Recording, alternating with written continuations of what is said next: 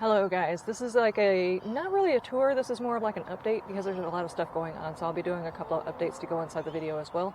So let's go ahead and jump into it. Just a quick pan around the garden for all of the changes that had happened since my last video. At the end of my last video, I showed us topping most of the beds. The only ones we didn't top were these two, because those had potatoes and leaves in them. I don't want to bury the leaves into the soil, so we left these guys alone. These were going to come out in June. I think June for the potatoes. So once I do that, I'll go get some more soil and top those guys off. And then I laid down some hay. Since the last one, I think I added in these two cucumbers. I think this one might have already been in. I don't remember. And since the last one, I've got some flopping onions, which typically means these guys are about ready to come out. Or it could be there's an animal running around in my garden. But it looks pretty consistent. And I see one or two with significant size bulbs on them. Like this one right here looks pretty serious. Overall, happy with how this turned out. I tried this year to scooch the onions closer together because I don't need massive bulbs. That's about as big as I would want it right there, because we don't use that much onion at one time. So I would say this definitely works, but I'll see whether or not this is the amount that we need for an entire year before I go making a decision that we won't do a full bed next year. The other thing that I wanted to update on, first off, since the update that I did last time, these guys have grown by, I don't know, a good foot maybe. And not sure if the camera can see. Yeah, there we go. We have got our very first tomatoes. These are the super sauce tomatoes. Both sides, both of them already have tomatoes on them. If I can see down in there.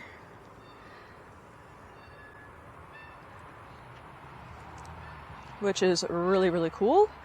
And this is bed 3. So we got our super sauce and our Megatron jalapenos. And look at this. That's the size of a normal jalapeno. Look at this one. This is about the size I would normally pull off of a plant, but I don't know if I should keep these guys on because it's still early in the season, and I want the plants to get bigger. But I think we have long enough in the season to get some early jalapenos, I think. One of the biggest concerns in my last video was whether or not they were being piddly because we were going through a drought. We have had a bit of rain. Sorry, I'm wobbling. I did my walk earlier. My legs are doing a thing.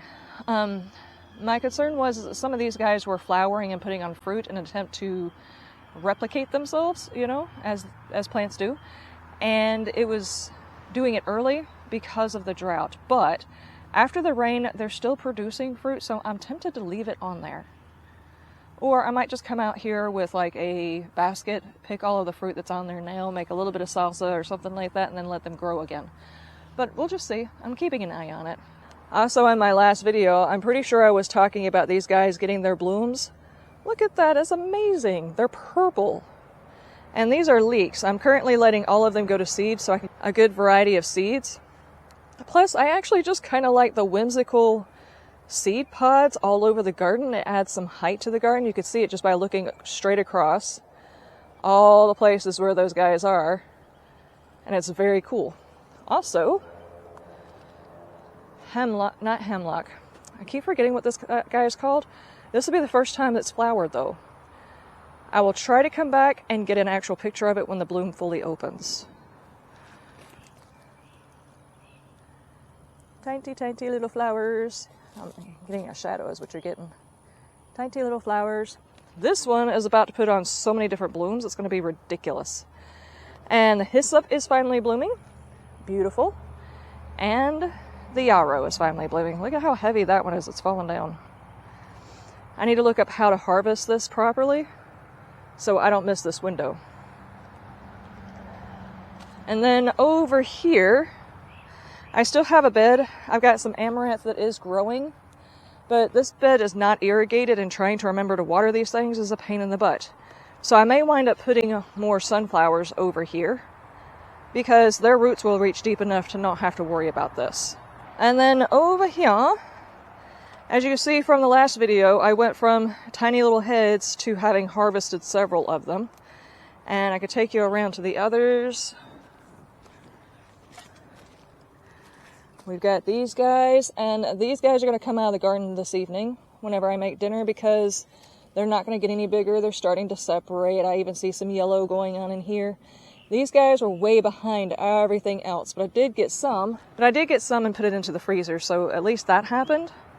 But this bed is just about done, and I'm not sure if I want to put sweet potatoes here or if I want to try some like black-eyed peas or something like that. I haven't decided yet. I'll probably go in there and find out what I actually have seed for and then make a decision from that. Right now I don't have any sweet potato slips. I usually plant my sweet potatoes after my regular potatoes come out and I have plenty of time. So I'm not sure, but what I have noticed is my family doesn't eat a ton of sweet potatoes. So I don't think I need as many as I made last year. I thought it was like a small harvest, but we never even finished them. So I'm not sure that I need that many. I might do a half a bed this year. We are also here in the back area. I'm just seeing something today. Just noticed it. The very first of the Romas. For some reason, I was thinking these were going to be... I 100% thought these were the beefsteak. I might have gotten confused. These definitely look like Romas, though. They do not look like beefsteak. Well, a tomato is a tomato, so I'll eat it either way. These plants over here, these pumpkin vines, which are the... I don't know if these are butternut or honey nut. Honey nut is like I think the smaller version, like a singular person size butternut, basically. But I've got one on each side, and they are getting massive. Plus, the cauliflower, as you can see, it is looking straight pitiful. I don't think I'll be getting anything out of these. There's another thing right there. Hang on. The cauliflower seems to be taken over by worms, and at this particular point, I'm not sure that I want to... I just saw that. Cool, I can show you guys that too. I'm not sure that I want to fight with them because it's so late in the season. We just went through basically our spring cool, and the spring cool lasted longer than it usually does, so I think it's about to heat up. I don't think babying these guys along is going to help, as they haven't even started producing a head. So what I might do is, one at a time, cut them out and take them to the chickens and let the chickens enjoy the worms and stuff. It's probably the best thing I can do with them. But what I did notice in the bed is right here, my turmeric is starting to come back up, which means the stuff inside I can actually harvest all of.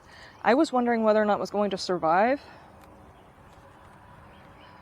because we had a very cold season, and the cold season lasted a lot longer than it should have. But the turmeric, whatever, popping up tells me we're fixing to get hot. So yeah, I'm definitely going to come out here. And this evening I'll go ahead and pick one of the collards.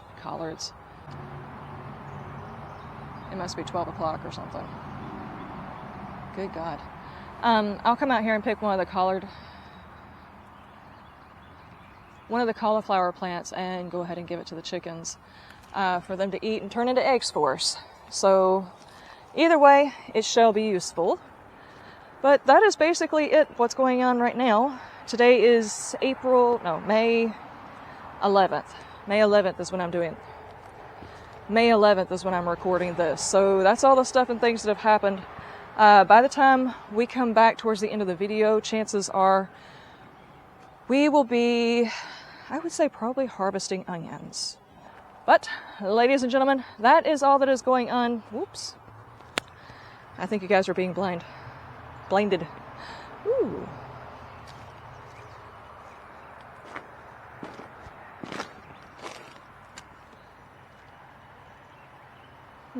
That is a unique smell.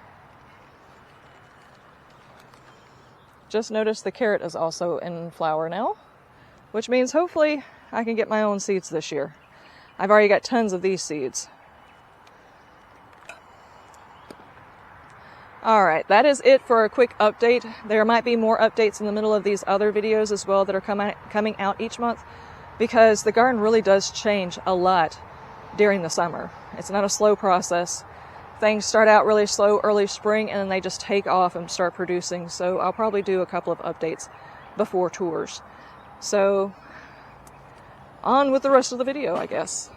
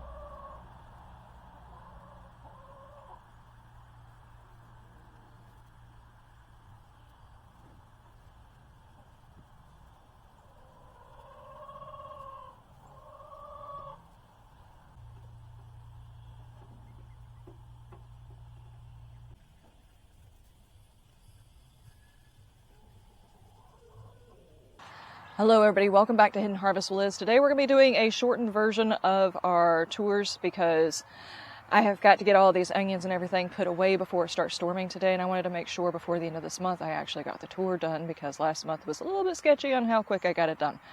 So let's jump into it. First off, orientation as I normally do. We have the orchard, the fence, the driveway, and the regular garden here. The chicken coop, the berry patch, and this is a slightly more perennial space, though this area right here will be changed up very, very shortly. But for now, we have our garlic, which is starting to scape, meaning we have approximately 2 weeks before this is done. To be honest with you, I'm surprised it's not already done. It looks pretty bad. This is a bed that I had the strawberries in last year, and this area up here is not irrigated, and the mix that is in it is not exactly the best. So I kind of put the garlic in here because it was a throw-off crop. I didn't want to not plant anything in this area, but my intention is to move the beds. I just haven't determined where I'm going to move the beds to. So as soon as they get coming out, I will be thinking about where to move it to next. Also, we have our sunchokes, Jerusalem artichokes, fartchokes, whatever you want to call them, and they are doing what they normally do, and they are taking over. They are outside the bed. They are in that bed. They're over there near the compost bin. Everywhere. Alright, here's our current home for asparagus. This might get moved later on because I do indeed like fresh asparagus. And then right behind me we've got some herbs which do seem to be going to seed right now, which is awesome because I wouldn't mind collecting some of that. But this is sage, oregano. These are 4 blueberry bushes. That one you can hardly see, it's being taken over. And a potato. It's just a random potato, don't even worry about it. But these guys need to be moved out. I haven't had a chance to do it. These guys are supposed to go, they're supposed to go out into the orchard eventually. And also I need to point out something that moved, and I didn't move it. But I'm kind of excited that it's over here. Right over here are the blooms of a chicory. And there are 4 plants I'm seeing.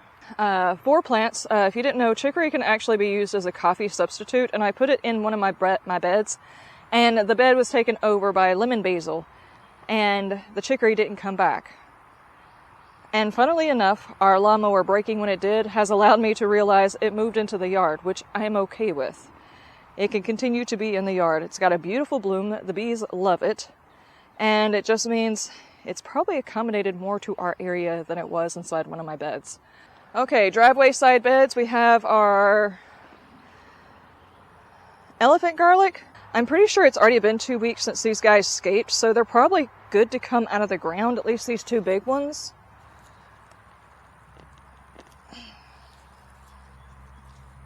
Oh yeah, that looks pretty decent sized. Hang on.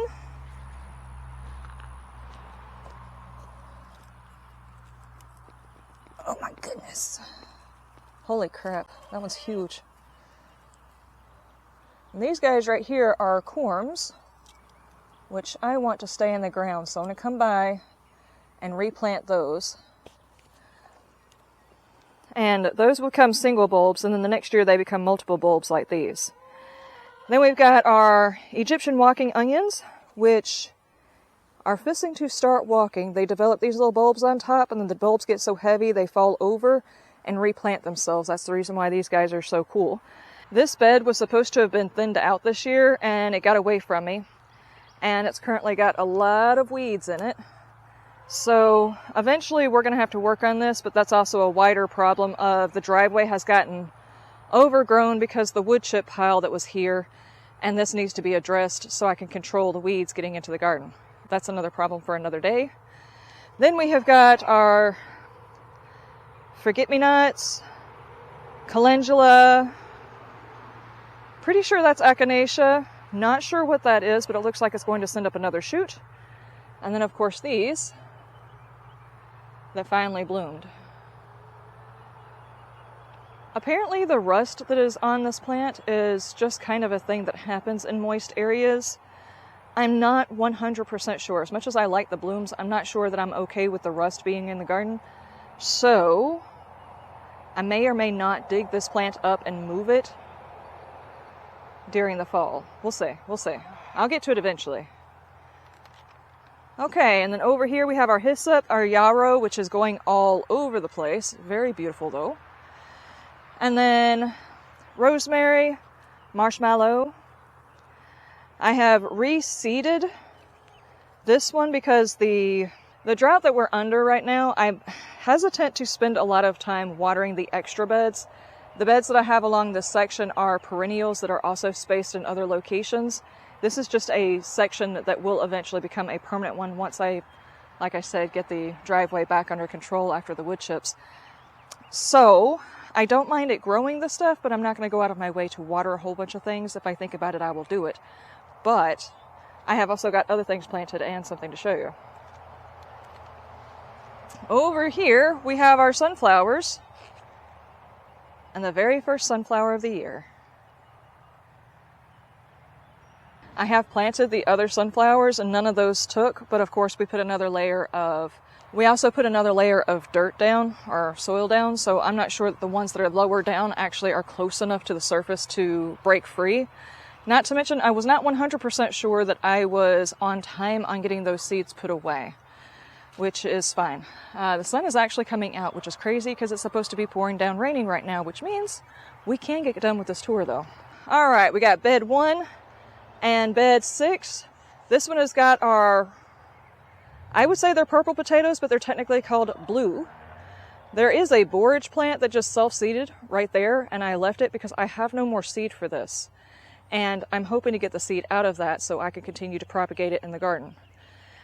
These guys are going to come out June 18th, and these should come out 2 weeks after that. And then we've got the Everglades tomato right here, some sweet alyssum. Down there, those little balls are the blooms of all of the leeks. They're all over the garden, so wherever you see those, the whites and the purples, those are all leeks, and I kind of really like the way they look. I'm not a huge fan of eating leeks. I might as well just go ahead and get an onion for all the effort it takes, really. But I really like the blooms. They look very cool. I think I might grow them just because of that. Okay, in bed number 2, as you can see, there's a bit of a mess right here. This is supposed to be a carrot that I was trying to save for seed. And the main stalk got broken during a storm. So I'm hoping one of these stalks, which these guys smell really good. It's crazy how good they smell. But I'm hoping one of these stalks will actually give me seed for more carrots. We'll see whether or not it happens. I was not expecting these guys to fall over. Otherwise, I would have tied them up at least a little bit. And then over here, we have a cucumber. This one is actually going to have to come off today because I think if I wait until tomorrow, it will be overgrown. But I'm going to wait until after I get done. Another reason to have all of these, how do you say them? Alliums? Alliums, the leeks, the onions, all that stuff blooming. The bees really do like them. I'm going to leave that guy to rest. He looks like he's taking a nap on there. Anyway, we have more cucumbers. We have our tomatoes. I'm going to have to get a listing and put the listing out here so I can see it and reference it. But I've got tomatoes on just about every single trellis. I'll show the ones that we have. But it's a mixture of different types that I'm trying out this year. These are our Roma tomatoes. They are putting on blooms, and I think 1 or 2 of them actually have fruit growing. In this bed, I've got my first cucumber sets right here, and they're putting on a little bit of fruit. And this is my onion harvest. I'm just letting it sit out to dry. Typically, if you're going to harvest onions or potatoes or really any root crop, you would allow them to dry and then harvest them. The problem is right here at the time when I noticed all of the leaves falling over, which is to indicate that they're done, they all started dropping over earlier this week, and today was the first day I could get out here, and it poured down raining yesterday, so they were covered in dirt. I have sprayed them off with water. I don't recommend doing that. If your ground was dry enough, all you have to do is like set them in a garage or an overhang, put some wind on them, and let them dry by themselves, and they will last longer. Chances are most of these will be harvested and used, not harvested, but processed and used pretty quickly. I usually cut my onions up and stick them in the freezer, so I'll be doing that and possibly dehydrating them this year. So I don't mind rinsing the dirt off because they're already soaking wet, but it's not my recommendation to do that. Leave the dirt on just like you would a potato and let them fully dry and harden, because then they store better. These guys will not store because of when I had to pull them, but it's fine. I will definitely make use of them either way. And then over here, we've got our other leeks. Look at the size of this bloom. I would love to put my hand over there, but I can't because the bees have got it.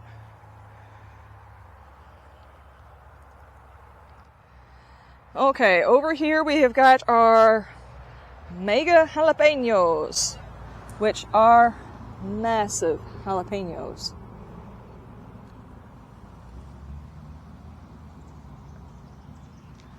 These guys are very prolific. I mean, like, there are a lot of them. I think my only concern is right now, because of how dry it has been. We did just get a storm yesterday, but for the most part, we're still in drought territory. We haven't gotten as much rain as we normally would. And because of that, the birds like to attack anything that has moisture to it, which means they go after my tomatoes. Even if they're not actually interested in the tomato, they're interested in the moisture in the tomato. They're doing the same thing to peppers. So some of these I will definitely have to pick while they're green so that we get a harvest. And then the later ones, I'll have to see whether or not I can leave them in long enough for them to get red. We'll see whether or not that happens. I'm not even sure if they stop at red, if these maybe go to purple. The package didn't clearly say, but I would assume that there's at least 1 or 2 color changes that happen as it matures. All right, and we've got our basil plant, and these are beefsteak tomatoes. Earlier, I think in one of my previous tours, I may have said that this one, bed 3 and bed 6, 7, 8 were my super sauce tomatoes. Now that the fruit has come on, I realized I got them mixed up, and I'm getting a large feeling, I'm not sure if that's the way you phrase that. I'm getting a feeling that there is a huge problem with a lot of the hybrids that I've been told are supposed to be really good for something. The bush steak I don't think is a hybrid, but it is flowering, it's producing, it's bushy, it looks healthy. The leaf canopy is covering the tomatoes like it's supposed to, whereas the super sauce, which is a strong hybrid that is supposed to give you rather large, resilient paste tomatoes, looks scarce, scant, piddly.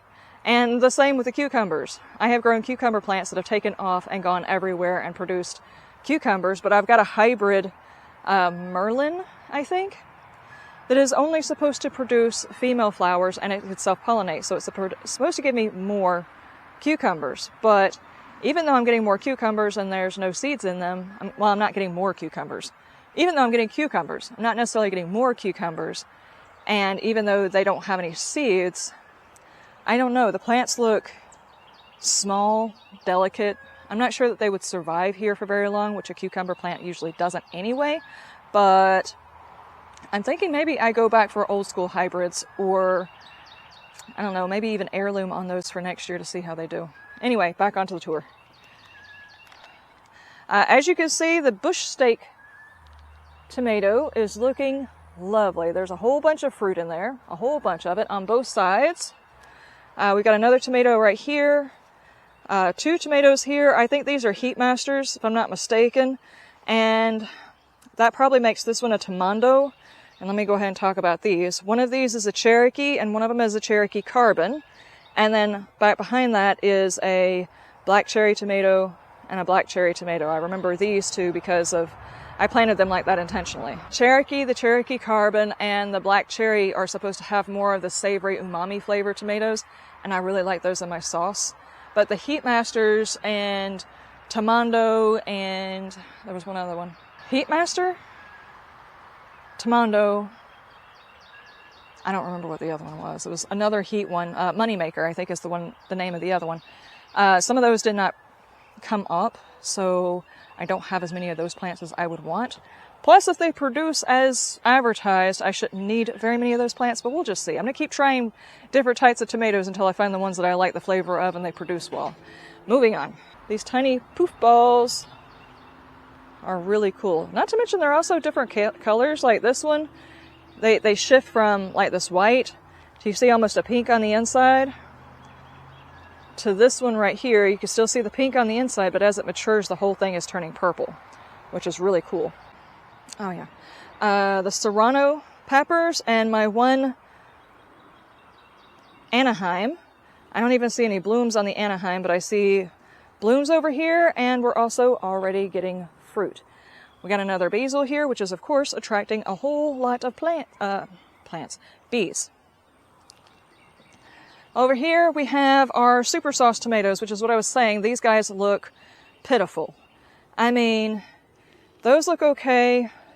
A few back there look okay, but these guys, I don't know what's going on. I think maybe they need feeding. I'm not 100% sure. Last year I had a lot of issues because I did not get the trellising or anything up for my tomatoes like I wanted to. My garden was still being in, like in the process of trying to get everything sorted. But I want to say, unless they massively produce, it's probably not worth paying $6 per packet for like 25 seeds. It's a lot of money if they don't produce heavy. Okay, but back here with these two, we have got our super sauce, which do have a couple of large fruits. I'll go over there in just a second.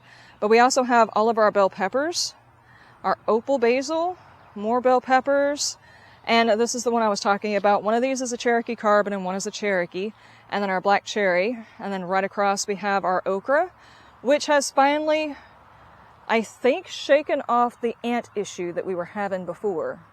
No, they're still doing it. I have a feeling this early this year, I'm starting to get hot, so I'm probably going to get worse at wording. Earlier this year, we had a very cool spring, and I put out all of my summer stuff, not my spring stuff, but my summer stuff, because I had a feeling with the way that the temperature was going early on that we were going to have an early start to our summer. We did not. We had a very slow start to our summer. So any of the plants that we had out here that like the heat instead of the cool of the spring, they suffered greatly. And part of that was made worse by ants backpacking aphids up into my plants. So I was constantly having to spray for aphids because I have nothing that gets rid of these ants. I have tried literally everything. But now that the heat is finally here, it seems like they are finally able to not attract as much attention from the ants. Now the ants are after other stuff. Because of course they are. Moving on. Okay, we've got tomatoes, we've got our jicamas that are in here in the center. I'm not sure how these guys are going to do, and I only had 2 germinate this year, which is very upsetting. These guys are really, really good. We have a kale, which looks like, heck yeah, it's finally fixing to start bolting.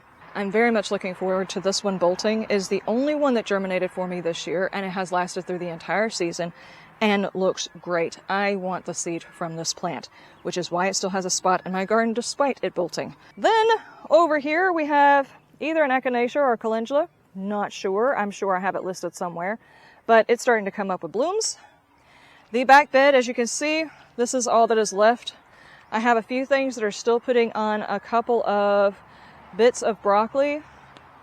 Over here, some side shoots that are going on, but honestly, the only thing I'm waiting on, and I'm pretty sure that's a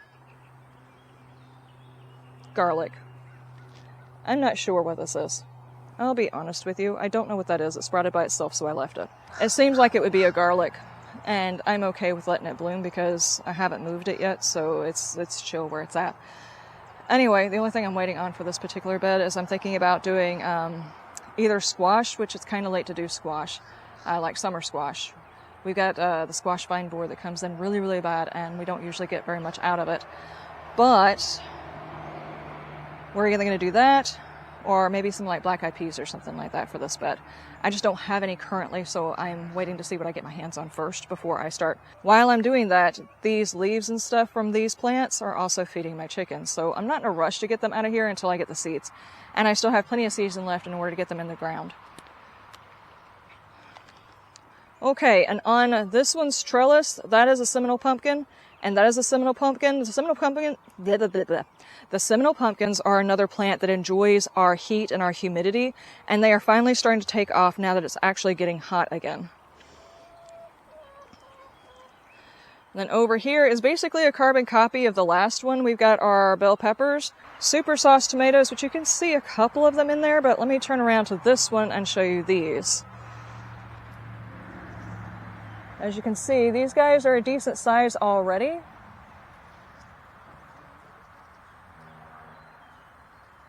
And they will get much, much bigger, to the point where I'm wondering about whether or not I have enough support on them. I probably don't, and I need to get some ribbon over here and get them tied up properly before they fully start putting on fruit. Back to the tour. Of course, I have leeks. I got another Seminole pumpkin, bell peppers. That one over there is being weird. I don't know where it thinks it's going. These right here were being smothered by this other. I'll get to that in just a second. So I had to cut back some of the leaves over here to give these guys room. Then over here, we've got our butternut squash. This is one of the ones that I planted from the seed I got from my own crop. So these might actually be a mix from pumpkins I grew last year. We'll just have to wait and see. But so far, they look amazing. Then onto these beds over here, which is a mess. This was radishes. Now it's a whole bunch of flowers and stuff like that to attract more bees. Then we've got our lemon balm, which looks like a nuke dropped in the middle of it. And then over here, we have got my... That's disgusting looking. We've got cauliflower over here, which looks downright pitiful because I got tired of spraying because these guys were not producing. But I might be able to get small heads out of these, but at the same time, I have the same feeling I have with my broccoli. I'm not in a rush to get these things out of the bed because I don't have something in to replace them. And if I decide to just let them go, the chickens will love the worms that are on here. I have actually gone through picking worms and they're just given to my chickens, and my chickens love eating those. So at some point, I will get something else to go in these beds, but until then, they're kind of a worm farm. And if I happen to get a little bit of broccoli after I clean it all up and clean it 5 times or something like that to make sure that there's no worms in it, I might still get a little bit of cauliflower. I'm the only one in this house who eats cauliflower, so I'm not hugely concerned. And as far as the greens on both of these, I have already harvested greens from both during the fall, and I have plenty. Also in here, down here, I've got a char that is hiding. That's another thing these guys are good for, is they're protecting the char. And I have turmeric here. Turmeric, tomato. I have those here, and they actually survived our really, really cold temperatures, which I am very surprised about.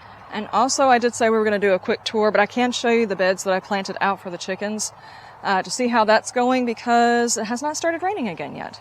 Up there is the garden. That was the spot where I was telling you the lemon balm is. Chicken house.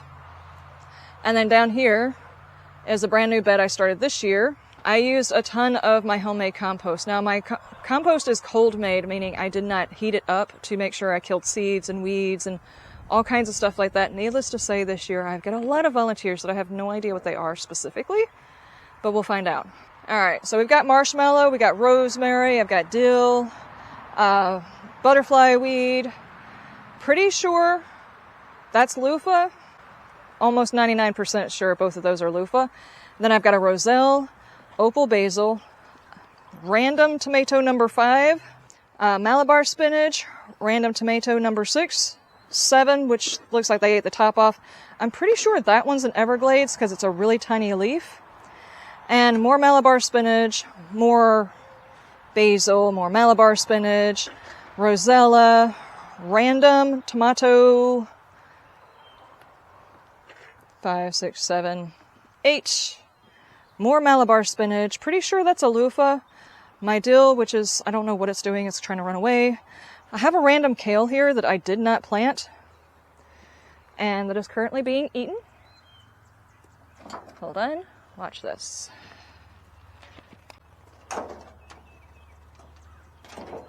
There you go. Okay, and then we got a basil. Some more. Are you seeds? You might be seeds. Cool. More marshmallow, and then another rosemary right here. As you can see, I put up a barrier to try and give these plants a little bit of extra time so that they could get tall enough to be picked on, but these guys keep knocking this down so they can get at the snacks. Basically, the way you're supposed to do it in order to offer them something free is... Just realized my hair has probably looked retarded this whole time. Anyway, the way you're supposed to offer them random snacks is to stop them from being able to scratch at the roots of the plant and allow the plant the access to the sunlight away from the chickens. So the plants can thrive and the chickens can nibble. Not so they can get the whole plant. But, ladies and gentlemen, that is the end of my tour. I know you've probably noticed my pathways look horrible. Sometimes you just have to let the low end slide because you just don't have the energy or time or patience or materials. This time, not the materials. I don't have the wood chips to be able to patch the area or the boxes. So it is what it is, and I'm going to do what I can with what I've got. So even if you can't do everything, guys, you can do something. I will see you guys in our next video. You have a wonderful day, and you stay shiny. Bye.